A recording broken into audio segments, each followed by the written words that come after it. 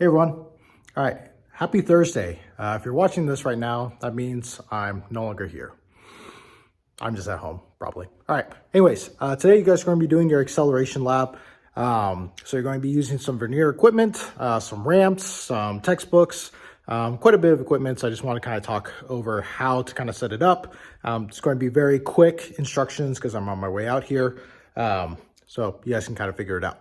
All right, so for this, you guys are going to have kind of some options. You guys are going to be using a dumb cart or smart cart. Kind of depends on, I don't know, first come, first serve. And you guys are also going to be using a ramp. We have two different types of ramps. We have these ramps here, right, kind of up against this back wall. These actually work really well with our dumb carts. They kind of fit right in there.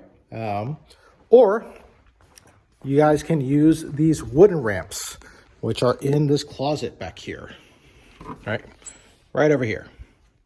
And those actually work well with our smart carts. All right, so you guys are gonna have two different options for this. You can grab one of our two smart carts. Again, these work just like our motion detectors. The main difference is they kind of record where they are specifically, right? Or you can grab a motion detector and one of our dumb carts. So I'm actually going to have a whole bunch of these dumb carts right next to motion detectors. So you guys are going to do, I'll have you guys set this up yourself. Again, just because I'm short on time right now.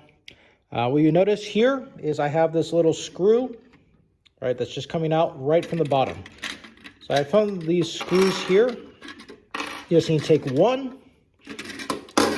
and you're just going to slot it through the bottom and just screw it until it's all the way through. And what that's going to do is it's just going to create a little backstop, right? Now, no matter what ramp you guys use, right, the wooden ramps or these metal ramps, you guys are going to take a couple textbooks. You guys can decide, I want to say 1, 2, or 3, and you're going to place them under one end of your ramp, right? That's going to allow the cars to move with a certain amount of acceleration. Key thing is, we're not going to change the height. You want to keep the height consistent because we're talking about constant acceleration. What I'll have you guys do, if you're using the dumb cart, is I would set up a whiteboard kind of right at the top. So maybe having one person hold it here, all right?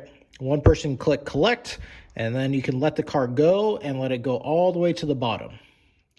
Now, my suggestion is if you're using this, well, actually it's going to collect all the data for you, so it should be pretty easy, right? So we're going to be analyzing those graphs. Remember, if you have more than one graph in your vernier, you can, you can click 1, 2, or 3 graphs. You have a position time graph, a velocity time graph, and an acceleration time graph. So we're going to use all that data to kind of help us figure out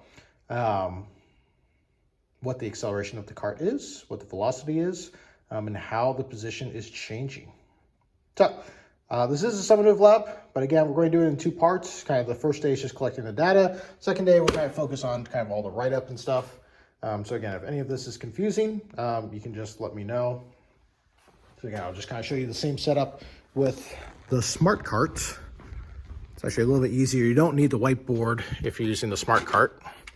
This is because, again, these smart carts, they collect the position time, velocity time, acceleration time data all by themselves. All right. The main difference here is instead of having a whiteboard at the top, right, not required. These ones actually don't work well with the metal one.